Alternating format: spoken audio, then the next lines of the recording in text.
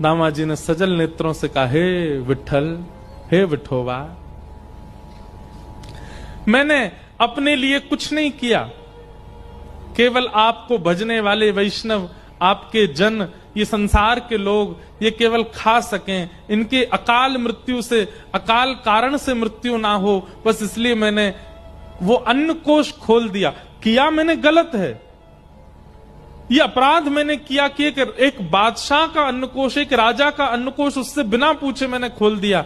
लेकिन मैं अगर उनसे पूछने जाता तो वो कहीं ना कहीं चाबियां भी मुझसे अपने पास रख लेते, और फिर मैं जीवन में कभी मानव सेवा नहीं कर पाता, लोगों को अन्न नहीं दिलवा पाता। इसलिए मैंने उनसे पूछना उचित नहीं समझा, बिना पूछे ये क्रिया मैंने की, जो कि है तो अपराध। लेकिन भगवान, इस अपराध से क्रुद्ध होकर के, नाराज होकर के आप चाहे जो मुझे दंड दीजिएगा, पर नाथ अपने से दूर मत कीजिएगा।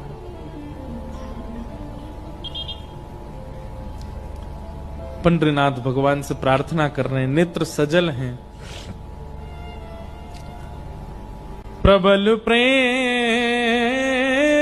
के पाले पड़कर हरि को नियम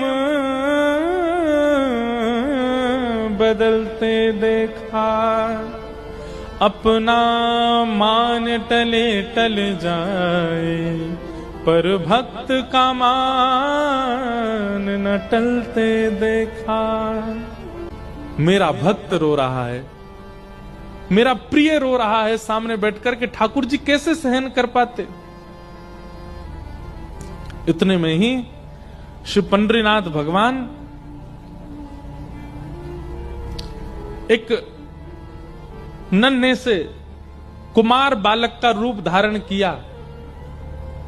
सुंदर कटाक्ष नेत्र हैं, सुंदर नासिका है, सुंदर अधर, सुंदर कान, सुंदर हाथ, सुंदर पैर, सुंदर छोटी सी पोशाक पहनी, और महाराज तैयार होकर के बिल्कुल नटखट से एक नन्हे से कुमार बालक, मतलब लगभग आयु होगी 10-12 वर्ष की, और चाल ऐसी, ढाल ऐसी कि जो देखता है वही न्यौछावर हो जा रहा है। एक बालक का रूप धारण करके बादशाह की सभा में पहुंच गए ठाकुर जी। द्वारपालों ने रोका, कौन हो? केवल तिरछी नजर से उनको देख लिया। नजर से देख करके जो रोकने वाले थे द्वारपाल, तो भूल गए इनको पूछना है, करना है, कुछ कहना है। ठाकुर जी बोले, अब बताऊं मैं कौन हूं? द्वारपाल बोले, नहीं नहीं, तुम जो भी हो बस हमारे नेत्रों के आगे ही रहना, दिखते रहो, बहुत अच्छे हो, जाओ भीतर जाओ। इतना सुंदर वेश धारण करके ठाकुर जी जैसे ही पहुंचे राजा की सभा में, बादशाह की सभा में, बादशाह ने पहले तो चाल देखी, चाल देख करके आनंदित हो गया। जबकि स्वभाव ऐसा है कि पहले कितनी दोहरियां हैं, सब पर रोक दिया जाता है लोगों को, लेकिन चाल ढाल रूप इतना सुंदर कि सब रोकना भूल गए उनको। बादशाह भी कहना तो चाह रहा है, सेनापति मंत्री जाके देखो ये कौन है, लेकिन शब्द ही नहीं निकल रहा मुख से। बस मन हो रहा है ये थोड़ा और समीप आए, थोड़ा और समीप आए, थोड़ा और पास आ जाए, थोड़ा और पास आ जाए। ठाकुर जी आके सामने खड़े हो गए। बादशाह ने पूछा, तुम्हारा परिचय, कौन हो? बोले, मेरे नाम तो अनेक हैं, पर प्यार से सब लोग मुझे विठू विठू बुलाते हैं। क्या नाम है तुम्हारा? बोले, विठोबा। विठोबा? हाँ, कितना सुंदर नाम है, जितने सुंदर तुम उतना ही सुंदर तुम्हारा नाम है। कैसे आना हुआ तुम्हारा हमारे यहां? बोले, अरे मेरे स्वामी हैं, मैं जिनका दास हूं, मैं जिनका सेवक हूं, ऐसे मेरे स्वामी, मेरे महाराज, मेरे सर्वस्व। कौन? आपके सूबेदार श्री दामाजी पंत, वो मेरे स्वामी हैं। मैं उनके यहां नौकरी करता हूं, मैं उनका सेवक हूं। उनका बहुत सारा धन मेरे पास पड़ा था, मैंने बहुत बार उनसे कहा कि आप आके ले लीजिए, लेकिन वो इतने व्यस्त थे कि वो नहीं आ पाए। इतने उदार, अपना सारा धन मेरे पास छोड़ दिया। पर आज मुझे पता चला कि उनके धन, आपकी किसी सामग्री का उन्होंने प्रयोग किया जिसका धन वो चुका नहीं पाए, आप उनको सूली पे चढ़ा रहे हो। तो मैंने सोचा कि उनका जो बकाया धन है जो मुझ पर है वो मैं आपको दे देता हूं ताकि उनकी मृत्यु टल जाए। बादशाह बोला, बातें तो तुम बहुत अच्छी कर रहे हो, तुम्हारा स्वर भी बहुत मीठा है, देखने में भी बहुत सुंदर हो, लेकिन भैया तुम्हारे जो स्वामी हैं उन्होंने इतना अन्न लिया है कि उसको दामाजी पंत क्या किसी देश का कोई बहुत बड़ा सेठ भी चाहे तो नहीं भरपाई कर पाएगा। इतना अन्न प्रयोग में लिया उन्होंने, कहां से दोगे इतना धन? बोले आप ले लीजिए, कम पड़े तो बताइएगा। कहां है, लेके आयो? को बैलगाड़ियों में लायो? किसने? बोले नहीं, ये रखी पोटली। बादशाह जोर से ऐसा बोले, इस पोटली में लाए? बोले हाँ। चलो निकालो, कितना है हम भी देखें। सब लोग हंसने लगे। ठाकुर जी ने पोटली खोली और जैसे ही उल्टी करी, निकलता ही गया, निकलता ही गया, निकलते ही गया, निकलते ही गया। सोने का एक मानो जैसे मेरू पर्वत जैसा खड़ा हो गया राजा के सामने। बादशाह तो आज पहले तो रूप पे मोहित हो गया, फिर वाणी पर मोहित हो गया, चाल ढाल पर मोहित हो गया, फिर ये चमत्कार देख करके वो तो बिल्कुल मानो जैसे न्योछावरी हो गया। भैया बस बस बस बस बस करो, ये तो अन्न क्षेत्र में इतना अन्न नहीं था जितना तुम धन दे रहे हो, ये तो उससे बहुत ज्यादा दे रहे हो। और ये कैसा तुम्हारे पास ये चमत्कारी तुम्हारा ये झोला है छोटा सा, इसको उल्टा कर दे, इतना निकल रहा है। ये मेरे स्वामी श्री दामाजी पंत ने मुझको दिया है, आपसे प्रार्थना है मेरे स्वामी को मुक्त कर दीजिए।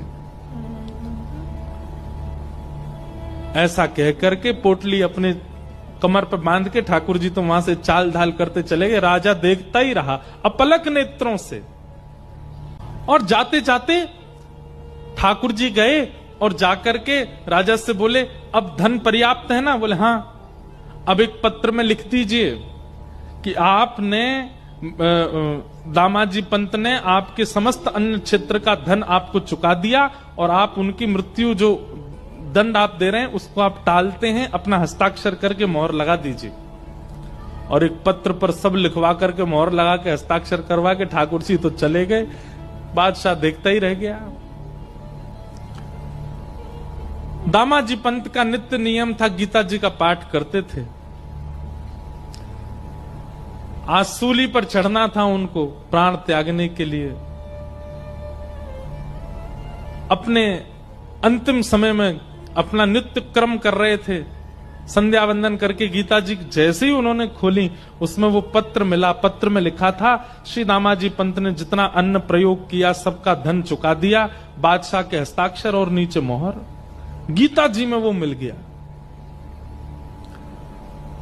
दामाजी पंत देख करके आश्चर्यचकित हो गए और यहां सब लोग उनको उठाने के लिए, अब ये पत्र किसको दिखाएं, कौन मानेगा?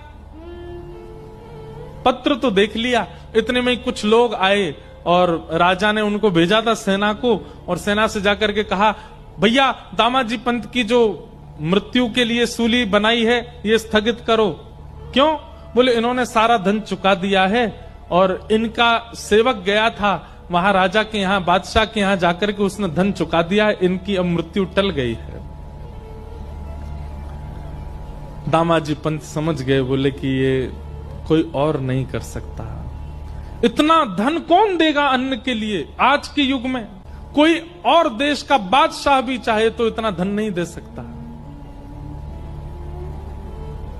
ये तो मेरे श्री पंडरीनाथ की कृपा है। मृत्यु टल गई, आप दौड़े पंडरीनाथ भगवान का दर्शन करने के लिए। यहां पीछे बादशाह, वो जब से ठाकुर जी दिखे उसको बावड़ा हो गया था, उसको कुछ सुहा ही नहीं रहा था। वो बोला वो तो मिल नहीं रहा जो आया था, कम से कम दामाजी के पास ले जाओ, वो अपने सेवक से मुझे मिलवा दें। बादशाह को लेकर के दामाजी पंत के पास गए। दामाजी पंत बैठे थे पंडरीनाथ भगवान के मंदिर के बाहर और बादशाह ने जाकर के उनको पहले प्रणाम किया। दामाजी पंत बोले, अरे बादशाह आप इस प्रकार प्रणाम मत कीजिए, आप इसके हम इसके अधिकारी। बोले नहीं नहीं भैया आप इसके अधिकारी हो, सब बातें बाद में होंगी, जो कहना सुनना सब बाद में होगा। तुम्हारा एक सेवक आया था जो सारा धन दे करके गया, उसका नाम विठोबा था। वो सेवक तुम्हारा कहां है? हम तुमसे जीवन में कभी कुछ नहीं मांगेंगे, और भैया तुमको सूबेदार नहीं, हम तुमको अपना मंत्री बना देंगे, बस अपना वो सेवक हमको दे दो। दामाजी पंत बोले, मेरा कोई सेवक नहीं है स्वामी, मैं सबका सेवक हूं, मेरा सेवक कौन है? अरे बोले, वो उसकी चाल बड़ी मधुर थी, बोलता था तो ऐसा लगता था मानो मिस्री निकल रही है। बोलता वो था, मुंह में पानी हमारे आता था। ऐसा पहली बार देखा कि किसी की वाणी सुन के मुंह में पानी आता हो, किसी का दर्शन करके रोम रोम पुलकित होता हो, किसी को देख करके आंखें झपकना भूल जाती हूं। मुझे रात भर नींद नहीं आती है, मुझे वही दिखता है। मैं तुमसे हाथ जोड़ के प्रार्थना करता हूं, हम धन कोष तुमको दे देंगे, अन्न कोष तुमको दे देंगे, अपना वो सेवक हमको दे दो। बादशाह का हाथ पकड़ करके दामाजी पंत सिड्डियों पर लेकर के गए और कहा, नेत्र उठा करके देखो, कहीं ये तो नहीं थे? सामने श्री पंडरीनाथ भगवान खड़े थे। जैसे ही बादशाह ने दृष्टि उठा करके देखा तो बाकी सबको तो वो पंडरीनाथ जी के रूप में दिख रहे थे, पर बादशाह के आगे वो साक्षात जो विठोबा आया था वैसे ही प्रकट हो गए, और प्रकट होकर के वैसे ही नैन मटकाने लगे, वैसे ही मुस्काने लगे, वैसे ही अपने अंगों को हिलाने लगे। बादशाह देख करके उनका मुरीद हो गया, हृदय से लगा लिया। दामाजी पंत ने बोले, भाग्यशाली हो भैया तुमने कोई जप नहीं किया, तप नहीं किया, कोई पुण्य नहीं किया, तुमने साक्षात हमारे परमात्मा का दर्शन कर लिया। तुम्हारे यहां जो विठोबा आए थे यही है, यही पंडरीनाथ ही आए थे। दामाजी पंत ने तो सब छोड़ करके पंढरपुर वास कर लिया। उस बादशाह ने भी नियम बना लिया, हर महीने की एकादशी पर पंढरपुर जाना और श्री पंडरीनाथ जी का दर्शन करना, विठोबा विठोबा कहकर के रोना और नित्य प्रार्थना करना, एक बार वैसी चाल, वैसी ढाल, वैसा रूप दिखा दीजिए ठाकुर जी।